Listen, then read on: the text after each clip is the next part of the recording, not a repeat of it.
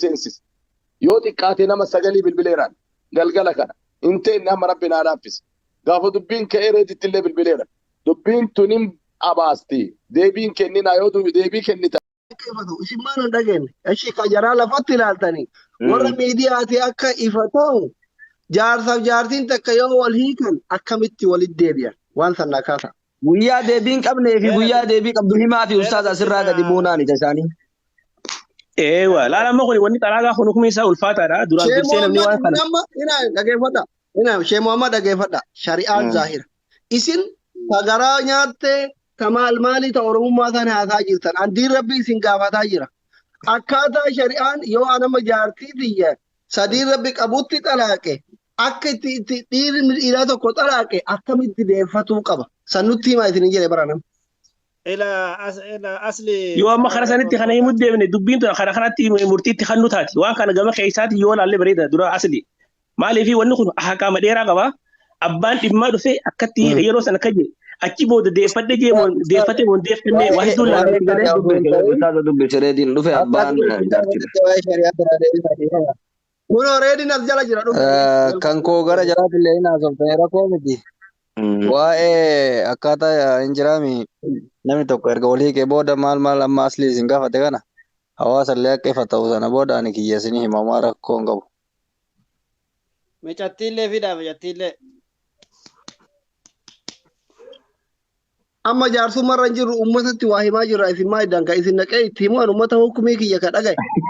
Hayyee ustaaz Sheemama Tawfiiq فتنة مكان أوجو na dhagaye fitini nama tokkollee dubbiin asli na eeg abuyaa yaa na eegame Shari'aan zaahira shari'aan nutti hima hawaasni osoo jirtan abuyaa yaa ustaaz waan tokkollee na eega abuyaa yaa na eega ustaaz Sheemama Tawfiiq na dhagaye Sheekh Ahmad obsa Sheekh Ahmad obsa osoo isin warri diinatti qoma qabu jirtan hawaasni kun hawaasa jaama ummata mata kun dhabete galgala ganam diin rabbi nutti maayaa kee ummanni yoo rabbi sodaate ajallisu nama ragade هنمنا شريات اللي قالت جد هنمنا بقى هنمناتي مجتي اللي في ده شريات اللي قالت واني ديماجر كوني مكانه بالسجل نور السوشيال ميديا فيدمو وان كان إدنا إن نامسنا إذن ربيتين hawaasni kennalleen akka gartee kasi maasiyaa keessan galle gama hundaayyuu akka waan kanarraa of seeranii namni martisaatu waan kanarraa hinaasofnetti xumura itti goona izni rabbiitiin shari'aa bayaana barbaachisaa waan nama nu ol ta'e ulamaa'in gugurdatu jira kunoo Sheekh Muhammad Tawfiiq illee dhufanii jiranii Sheekh Riyaad illee azala jiranii galcha waan jiru ifaaf bilisa namni hunduu shari'aan lakkoo tokko bareedaa isin dhabe ililli bareedaa gastiin guutuu noonu ililli wayii ol darbaa giiftii keessa qabaata. Kanaafi sanis ta'ee kanas haa ta'u wanni kun asumarratti osoo gaafiin ifa ta'e jara lamaanirraa fuudhamee hedduu kanatti itti darbamee haqqii jiru kun horee inni waliin dubbataa ture jedhe fakkeenyaaf asliin yeroo dheeraa waliin haasawaa ture. Kuna isheen abaaboo dubbataa ture jedhaa ture. Kanaaf isheen illee haa dhufanii Sheekh Riyaad illee haa dhufanii micattii illee micaalleen haa dhufanii hawaasni immoo ciqicciqii tokko malee haasawa tokko malee waan kana addaan baafate akka maasiyaa keessan gallee akka irraa of seeraniif akeekkachiisa sheekkan kun haa kennaniif jechuu barbaadeeti. Sheekh Riyaadiin barbaadaadha qaba. Gasti guutee na fakkaata. Gasti guutee na fakkaatanii daara qaba.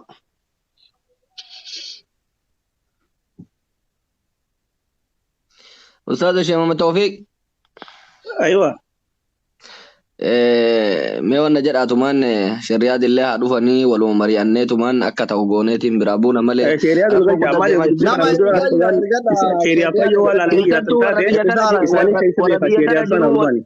waliin qabaan gurri nu tolaan jiru warra biyya tana jiru.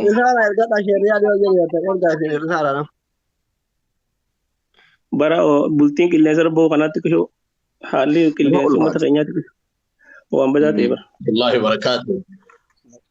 Waalaikum salaam warahmatullahi wabarakatuh. Riyaad Reedi Abu Yahya. Alhamdulillah jirtani sheekh wali fayyadu. Alhamdulillah jirtu akkam ustaad. isin warri sheekota arfana dhageeffadha. This is my house by Ingilizanya. Adaba Okay. achi qaba haadha firoo reedii minaamin dhageeffadha. Jara lamaan ana araaf. Isarra isa gaafii gaafattanii diin rabbii qofa himtan. Diin rabbii qofa himtan. Waan shari'aa deebisu saran irratti isa. Lamaan isiitu jechuudha. Waan Yoo shari'aan dadhabee ana deebi'ee isinitti. yeroo tokko Hukumii qofa nutti himtan. yeroo Dura gaafii tokko gaafattan hukumii qofa nutti himtan. Adamni minaamin dhaalatu. Yoo shari'aan ni kenni seeraniin bu'in hin deebisa jenne ta dhugaa ta rabbiin isin argu ta baatii guyyaa 30 soomtaniin himtan. Yoo mootu tan deebisiifne deemtee akka itti san hin fedhe isin tama dhugaa qofa himtan. Allaqe. San booda tajira lamaanii anarra dhiisa ana masu. Lamaan jaraatu anaaf hiriyyaadhas ilmoodhas. Inbitanyaa ta'uu duraanii isiidha malee isaa miti ammallee irratti dhiisa. Akkasitti haa goonu kalaas rakkoon qabu. Isinii galee shirriyaad. anaa gale. Shee Mahammad Tawfiq isinii galee jechi kiyya. Bareeda laal rakkoon Mee anama waan yeroo Abu Yahya. gaafii ni gaafanna. Ustaz Sheikh Muhammad, Sheikh Riyad, Sheikh Ahmad. Isin sadiin biyya kana jirtan. Miidiyaa kanarratti illee yeroo baay'ee biyya san keessa ulumaan hin jiru. Jaarsi biyyaan jiru jedhee guyyaarraa sekondiin keessattuu maqaan Sheikh Riyad kaafamaa oola. Anaa wallaalaa kanaayyuu maan aarsinemaa oola. Amma an ka barbaadu hawaasa miidiyaa irraa ijoollee walitti oofaa jiru kan. Jaran dhiyoo kanallee lubbuu namaattu bahee oole yoo feetan viidiyoo jira isin agarsiisa. Lubbuu namaattu dubbii sana keessatti bahuuf deema. Uummanni kun akka ijoollee tanarraa dhaabatu. Jarri yoo walitti deebi'an yoo addaan hafa illee jaraan haarawaan baane. Jara kana gaafadha. Uummata kana akka isaan tasgabbaanii jidduu dubbii jara haadha firootii fi reeditti bayan godha. Ayi dubbii jira maal iddaan kana jira. Maal waan siin qabu. Inshaallah. Innumatti inshaallah. Tole ayyee. Shari'aan ni gaafatammoo ni gaafata. Gaafadha Sheikh Muhammad Jalaatachaa Hasan. Daadachaa nu gaafadha isin. Reedii salaamu alaikum. Waalaikum salaam warahmatullahi wabarakatuh. Aarii keessaallee bahi dhugaa jirtu haqa jirtu afoo rabbii qullaa dhaabbattaa akka itti hitte adda baasiitii sheekaaf him Sheikh Muhammad isin gaafadha. Buleessa keenya reedii jazakallahu khairan. Duraan dursee nama hundaa jidduutti gartee wal dhabbiin numa argama arraba bilkeen wal dhawanii siifi haadha firaa'ol keetii gidduu wal dhabbiin argamtee wanni ta'ee jirti. Mee yeroo walii tansan wanni kun akaafni isaa murtiin jajjabaa waan ta'eef yeroo san dubartiin laguu qabaachuu fi qabaachuu dhabuunis ni ilaalama. Ulamaayii garii biratti mallee niyyaallee ni ilaalama. Jechinni je'ellee ni ilaalama. Tara takka jeemoo lama moo sadii je'ellee ni ilaalama. Yeroo san niyyaan kee akkam ture? Tara meeqa si hiikee kana jette ammaas achi booda namni huguu dubartii hiikee osoo laguun sadiitti hin dhufne yoo dubartii laguun itti dhuftu taate yoo dubartii laguun itti hin dhufne taate ji'a sadii osoo hin dabarre deeffachuu danda'a carraa qaba. Tara takka yoo hiikee deeffachuu takka qaba. Dubartiidhaan namni hiikaa akkuma asumaan namni kabaru dubartiidhaan namni hiikaa sadii qaba. Hiikaa sadeen kana lama keessa carraa deeffachuu qaba. Carraa deeffachuu jechuun takka hiikee san booda si deeffadhee ragaara deeffachuu yookiin hojiin deeffachuu danda'ama yookiin jechaan deeffachuu danda'ama. Niyyaa hojii yoo hojiin oli deebanis ni danda'ama. Ammoo hangi deeffachuu dandeenyu kuni osoo laguun sadiitti hin dhufne yoo dubartii laguun itti dhuftu taate yookiin osoo inni yoo dubartii laguun itti hin dhufne taate dubartii xiqqoo yookiin dubartii nama guddaa heediin irraa dhaabbatte yoo taate jiini sadii osoo jalaan dabarre jidduu kanatti jaarsi deeffadhe afaan yoo je ragaa irratti godhachuu bareedaadha. Ragaa malatti illee yoo je ni dhaha. Yookiin niyyaadhaan yoo walitti dabalaman illee ni deebi'a qawli tokko irratti. Dubaati hoggaanii fi warra kana hoggaa hiiktu yeroo sana si laguu abdii moon qabdu taaka. Tara meeqa si hiike jetteen lama. Eega si hiike jetteen booda si deeffadhe jetteen jirta moo si deeffadhe hin jenneen mee gaaffiilee sadeen kana nu deebisi. Ayyee galatooma. Amma dura osoma waliin jiru yaa walitti bu'iinsi takka uumamte. Ni kenneetu ture. achi booda akkuma kenneefin sideeffadhe osoo hin jedhiniin baatii 4-5 waan akkasii caalee deebi'ee ammallee wannummaan tokko tokko uumame ni kenna lamaan isii hafe kenneef jechuudha. Kenneefi erga xumuree booda mootu amma gara baatii 4-5 deemna.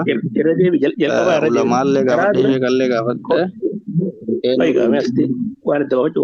Taraa duraa kenneefi rajaatu hin jenneen. Akkam jettee guyyatti tokkoon si talaaqee jira jedheen. Takkaan si talaaqee jira jetteen. Miira maalii osoo hin ta'in. Miira osoo hin ta'in miiru tasgabbiimaatti yaadee bakka walitti wannoon keenya kun hammaatee jennaan. Jedheeni guyyaa lammaffaallee mootu ollollee. Guyyaa lammaffaa kana hangam ta'e suutanaa jiiga. Eega takka duraan takkaan talaaqee jira jetteen kana. Afur. Turre. Eegala guunsa itti dhuftee booda jechuudha. Eegala guunsa itti dhuftee booda ammas maal goote? Rajaatu hin jenneen tokkocha sanu. Hayyee rajaatu hin jiru. Kan birallee birreetiin irraa buusee jechuudha. Aduraa sana osoo rajaatu hin jiiniin.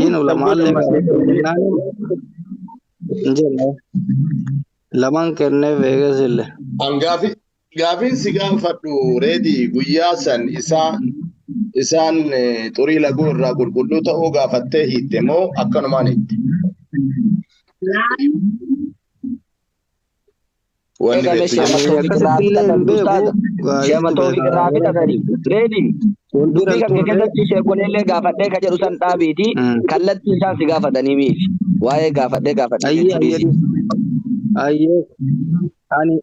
Ani hin beeku isiin na bira turre mana hojii turte wallollee jennaan na bira kuttee achumaan kenneefi izee lammaffaa san qofa wal bira jirra. Biyya sanillee silkiin hiitte moo waraqaa barreessite? Gaafa jalqabaa silkiin hiike. Silkiin hiikte san booda eegee isiin dhufte talamadaa kun amma eega baatii jiini sadii dabre yookaan lagguu sadii dhufte booda. Achi booda kalammafallee sagalee waraabbadhee kenneefi akkasitti adda galle. Jidduu kanatti sideeffadheen hin argamne jechuudha. Sideeffadheen jenneen ati jidduu odoo lagguun sideeffadheen jenneen. Hin argamne baatii afur gara 5 deemna hin jenneen. Afaaniin sideeffadheen jenneen walitti sin dabalamu. Hin dabalamu.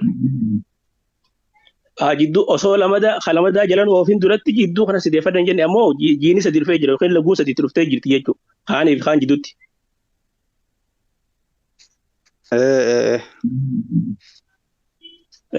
Eegas booda oduu sideeffadheen jiiniin kaan isaan gaafa sadi kan ta'eef wal jala kan ta'eef. Haadha firoo yoo neetworkiin si baase. Walumaa jala kennee adda turree kenneef gaa osoo hin deeffatin. Erga haadha firoo nama jala yaasaa jira.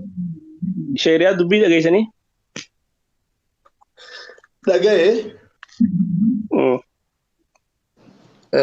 Wanti ammallee tama duraa sanarraa gaafii qaban addana jalaan baane wanni asirra oduu ta'uu baatee jedhu barbaadeef illee waa marallee asin nama gaafachuun illee hin tolu. Alaa kulli haalitti haqa addaan baasuu fi ni dirqamna gaafachuudhaa fi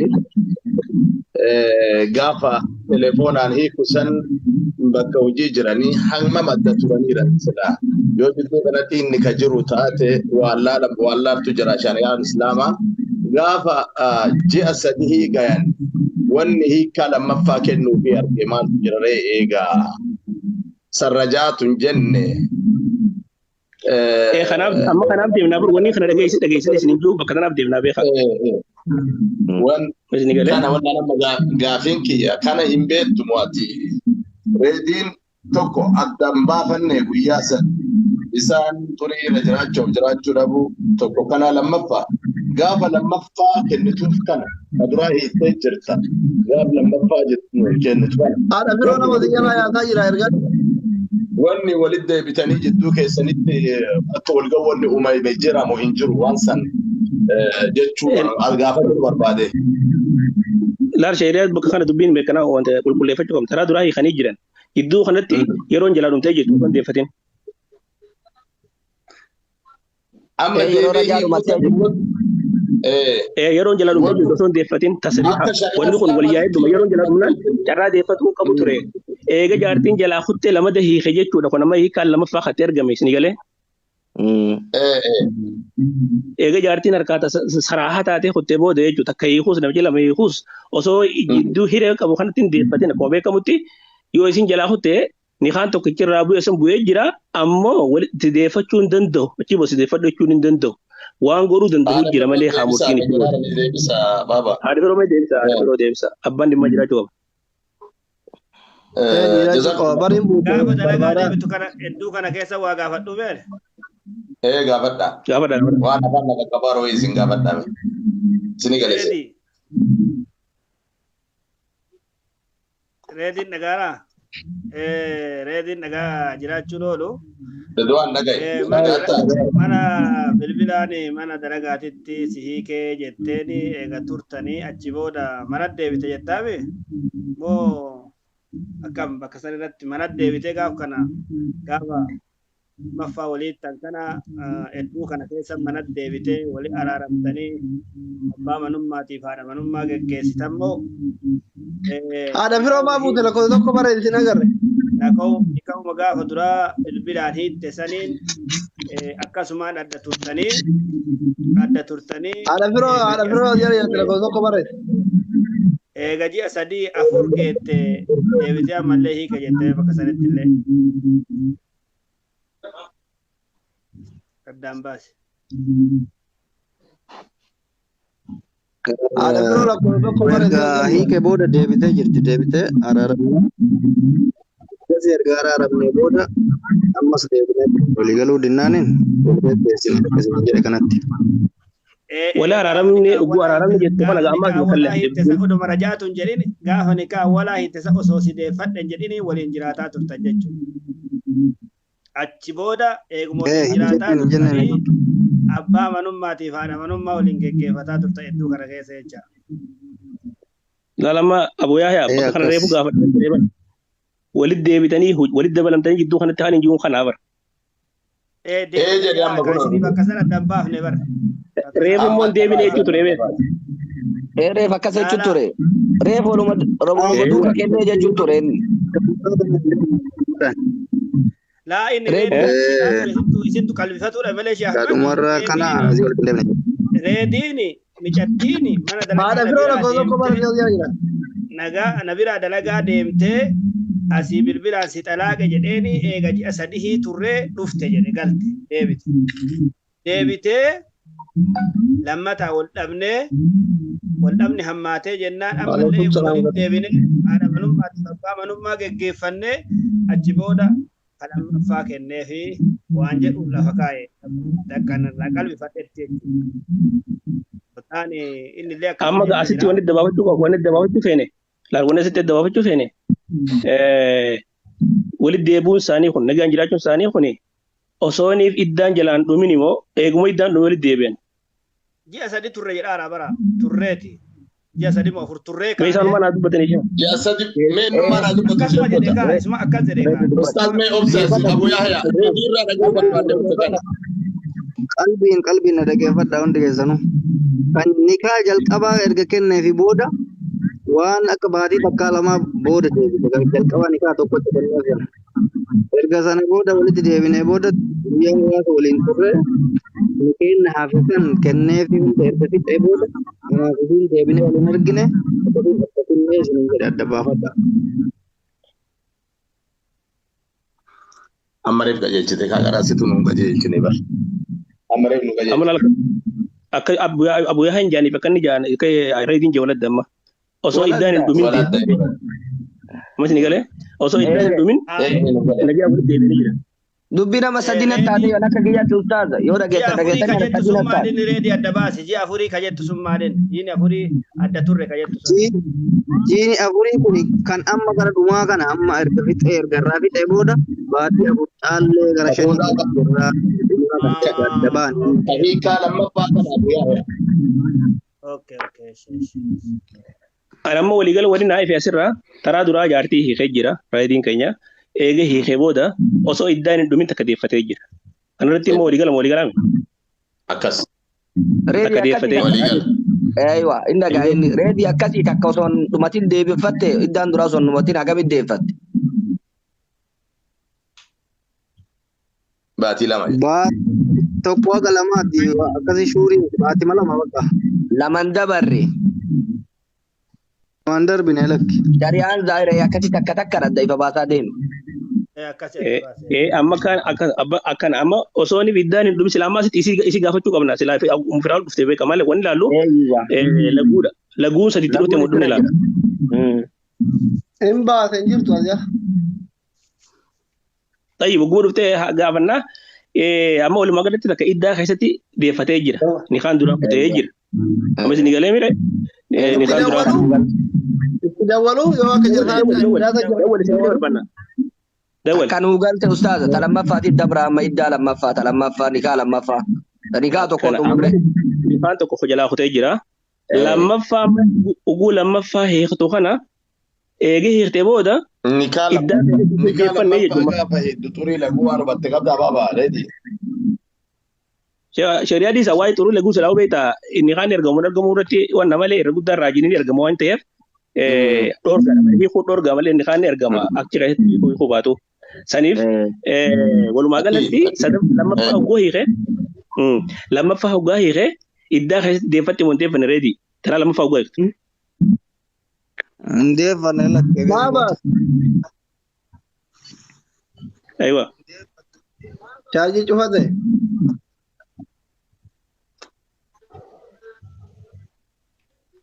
Lammaffaa osoo deeffatte iddaa jechuun laguu sadiitti dhuftee dhumee jira.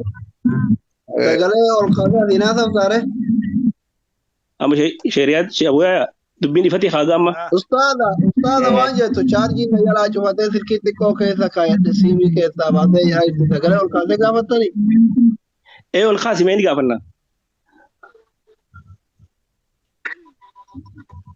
Kuna ustaada gaafannaa. Kareediin tolii galleerraa. Sanuma gaafannaa kareediin jeesan mirkaneeffachuudhaaf. Ustaaza gaafadhaan. Gaafadhaa dhagaa jirtu. Firaa'ol taraa duraa abbaa mana keetti hojii walitti deebitan sani odoo laguu sadi sitti hin dhufin si deeffatee walitti deebitan moo laguu sadi odoo sitti hin dhufin moo eega laguu sadi sitti dhufte boodaani nagaa walitti deebitan bakka kana yoo dhageessatti nu baasi. Gizee awwaala bilbilaan laafeen sanii bakkee walitti dhagaa Mina dubbadhu irra deebi. Irra deebi. walitti aarree jennaan bakka hojii deeme.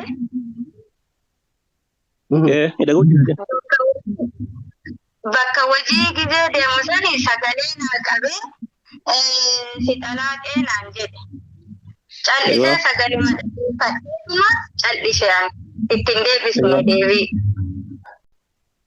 Akkas naan jedhee shanirraa akkasuma agarru mucaa haqaawuma na dubbisa. Baatii takka bichaa dalagee deebi'ee hojii'an. Hojii galee jennaan hojiiyyuun deebi'ee nagahuma turre achi booda. Jechuun nagumaa walitti deebitanii jidduu kanatti osoo laguun sadi sitti hin dhufin nagaa walitti deebitan jechuudha. Baatii takka bicha inni naan jedhee baatii takka bicha bakka hojiitti naan jedhee tanuu anaa torfaan ga'ee jedhee guyyaa 26 dalagee dhufee jennaan nagahuma walitti araaramne lammata immoo isuma yaa'iin amma irratti ka'e kanaan. Xayyoomaa nu galee jedha dubbiin kanumaa reediin jedhee mirkanaa'ee jira. Maaliif odoo laguun sadiitti hin dhufin deeffate dura. Shariyaa dhageessanii mi dubbii?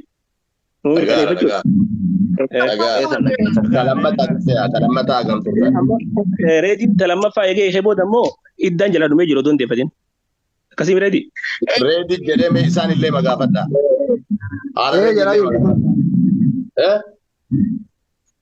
Jedhaa jirti. Zainabaa ta lammaffaa eega walii isaanii agartuudhaan baatii lammaffaa dhageeffadha anaa isinii gaafataara. Oy Zain. dhaggeeffadha Quraan dhaggeeffadha duutu goraame diga Zainaba kalamaffaa kana egaa wal hiitanii hagamtuudha. Baatii sadii fin'ee afuraffaa torbaan keessa jira. Baatii afur sadii guyyaa torbaa jedhaa jirti.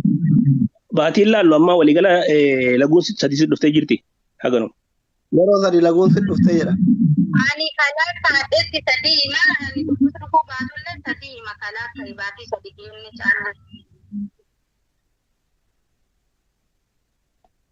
Baatii sadii caallee jette. Laguu sadii dhufee jira jechuusiiti. Akkasii miira yaa'u cheeriyaati. Ifa baasii himi xurii laguu sadii dabarsitee siin jedhanaadha firoo. Ittiin asli. Baatii miti. Yeroo sadii xurii laguu sitti dhufee siin jedhan baatii miti. Ayye. Hooyaa sagalee qaqqabu jette.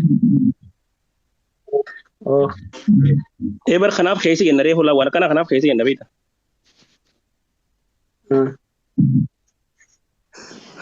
Kanaaf keessa jennaan.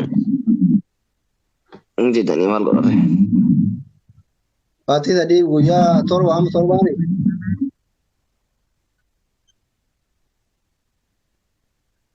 Okay. Sheekota ina maal seetan beektanii? Dubartii baatiin itti dhufa baatii hidhami wayiin itti dhufa hin beektanii. Haadha firoo immoo xiqqashoo hin dhukkuba.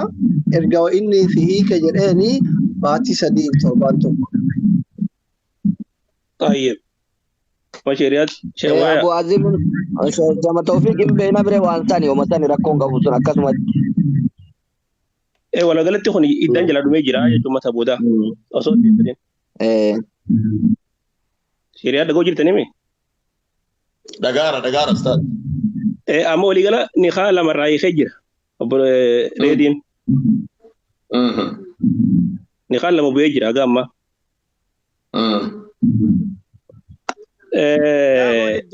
Gaafa walitti deebi'uusaa si deeffadhe jedheeni. Salaam birmakutaa ustaad. Sambirma kutaa. Kaduraa sun hin geenne sanaduu hin beeku. Kaduraa sun hin geenne iyyuu baatii mataa kadhaallee dalagaa aartee dalagaa deemtee damoo.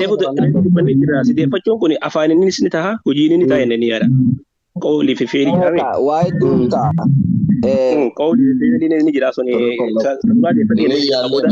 Akkasumas